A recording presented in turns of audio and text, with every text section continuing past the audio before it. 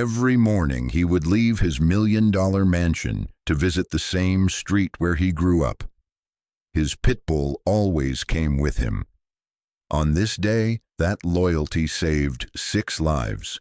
LeBron James had been doing this for 3 years now.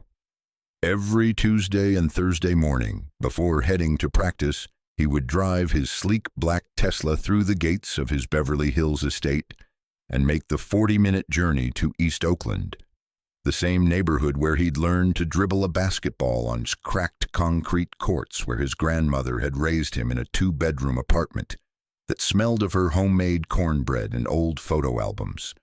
Beside him in the passenger seat sat Diesel, a 4-year-old blue-nosed pit bull with gentle brown eyes that seemed to understand more than any dog should.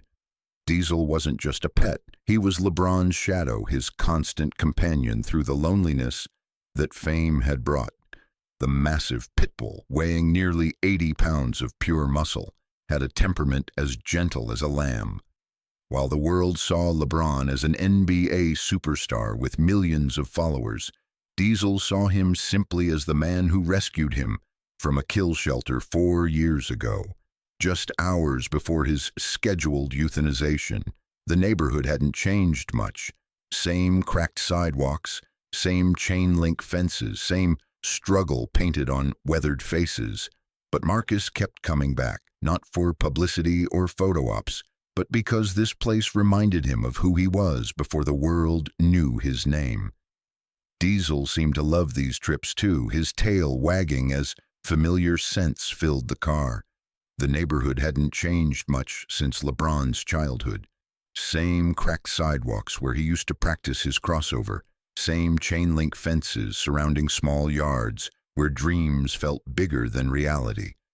But there was beauty in this familiarity, in the faces that still recognized him not as a celebrity, but as little LeBron, who used to help Mrs. Martinez carry her groceries up 3 flights of stairs. They always parked at the same spot, in front of Maple Grove Apartments, a weathered brick building where Mrs. Rodriguez lived with her 6 grandchildren. The 67-year-old woman worked double shifts at a local diner and had never missed watching one of LeBron's games on her small television, even when the antenna needed adjusting 3 times per quarter. She didn't know LeBron was the anonymous donor who'd been paying her rent for the past 2 years, allowing her to spend her hard-earned money on school supplies and birthday presents instead of worrying about eviction notices. On this particular Tuesday morning in the early September, the California air hung heavy with the promise of another scorching day. The temperature was already climbing toward 85 degrees at 7:30 a.m., and the weather forecast predicted it would hit 102 by afternoon. LeBron clipped Diesel's leash and stepped out of the car, immediately greeted by the familiar symphony of the neighborhood awakening.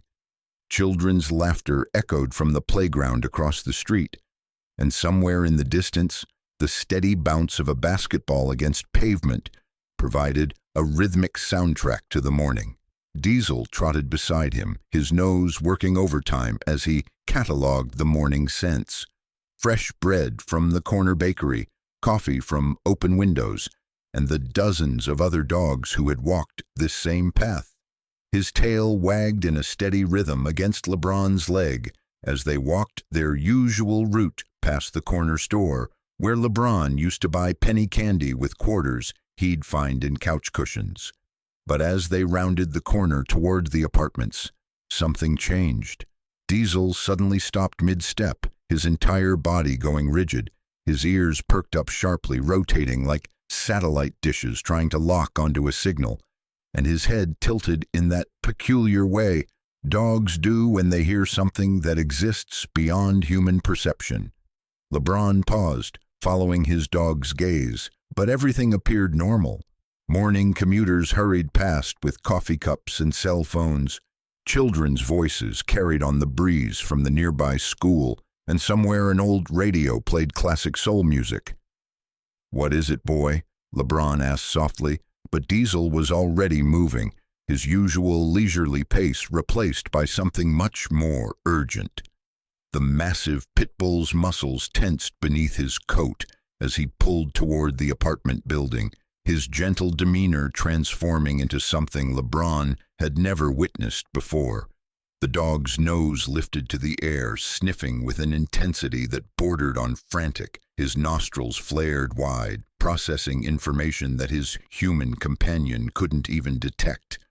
Then, without warning, Diesel began to bark.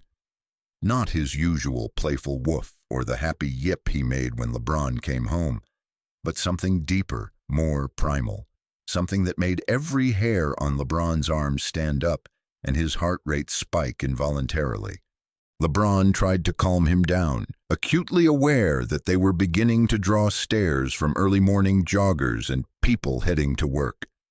Several passers-by slowed their pace, some pulling out phones as they recognized the famous athlete struggling with his agitated dog. "Easy, Diesel. What's wrong, buddy?" But the dog was having none of it.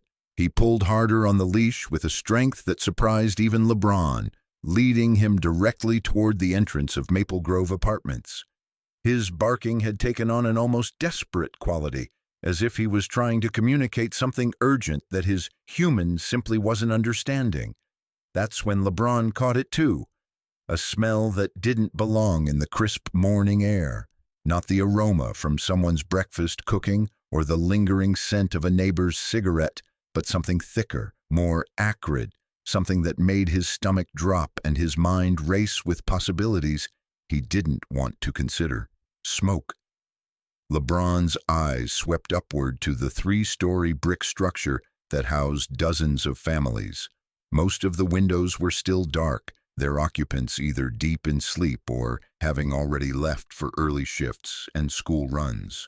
But on the second floor, in what he knew was Mrs. Rodriguez's corner unit, he could see something that made his blood run cold. Thin wisps of gray seeping from beneath a window frame, barely visible against the morning sky, but unmistakably present. The building was old, probably built in the 1970s, with thin walls and outdated electrical systems. LeBron had grown up in places just like this, where space heaters were overloaded and smoke detectors rarely had working batteries. If there was a fire brewing inside those walls, the residents might not know until it was too late. His hands shook slightly as he fumbled for his phone, muscle memory taking over as he dialed the three numbers every American knows by heart. The phone rang once, twice, before a calm voice answered. 911, what's your emergency? There's a fire at Maple Grove Apartments on East 14th Street, LeBron said, his voice tight with urgency but controlled from years of handling high-pressure situations. Second floor, corner unit, and I'm pretty sure people are still inside.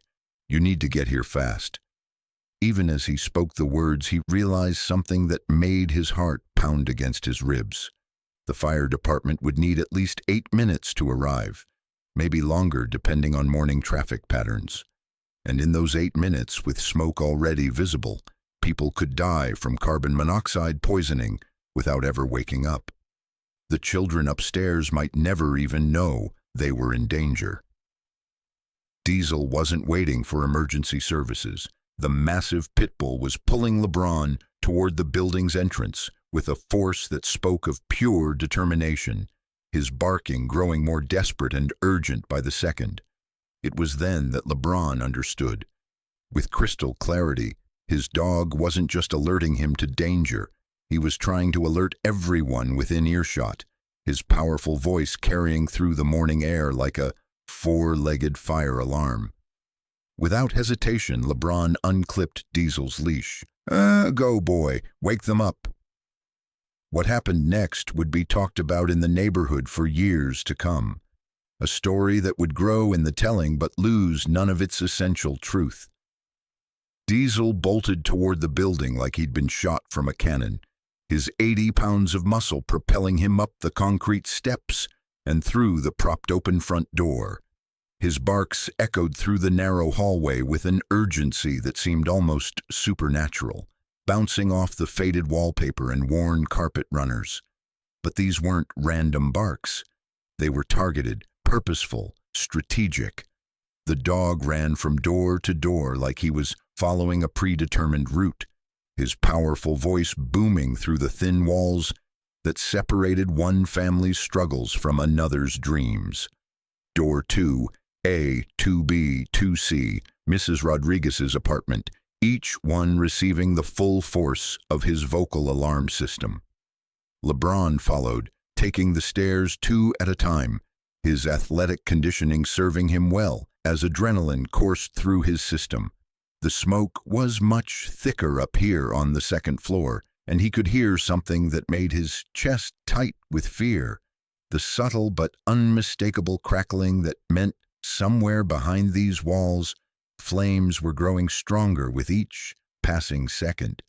The fire had probably started in the kitchen, maybe from an overloaded extension cord or a forgotten appliance, and was now spreading through the old wooden framework of the building.